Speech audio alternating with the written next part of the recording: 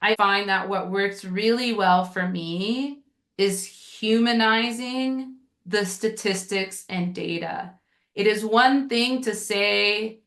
um, to list off data of how our communities are being impacted by different decisions, by conflict, by institutional harm.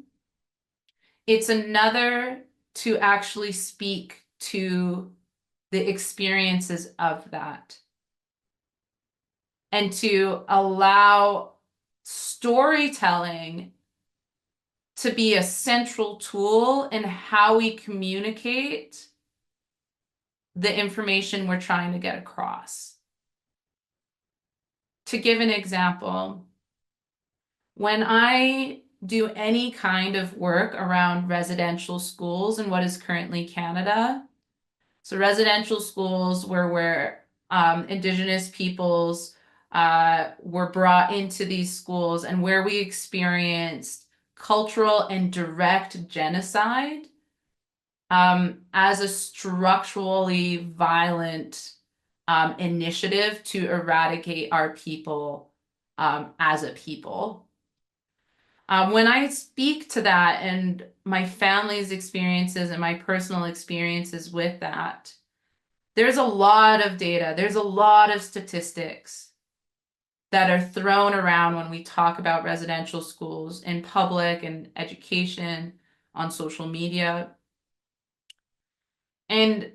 the most effective tool that I use to reach decision makers when I'm saying we need to see how these living legacies of residential schools is informing how we treat and view Indigenous people today, but also why it's so important to have Indigenous people in decision-making spaces and how navigating the realities of this in our communities actually informs incredible skills and competencies that can make your work better. When I try to connect those statistics to what I need to get across, I use empathy and storytelling.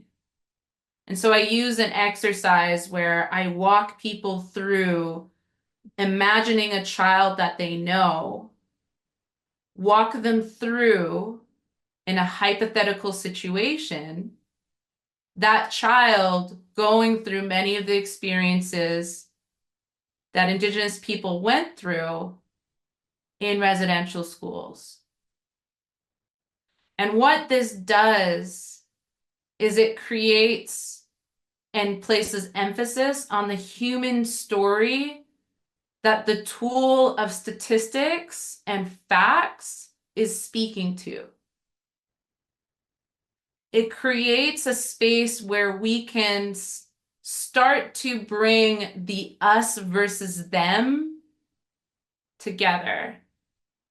Because the thought of a child that you care about going through such a horrific experience is something that we're not, and when I go into these spaces, that they're not taught to think about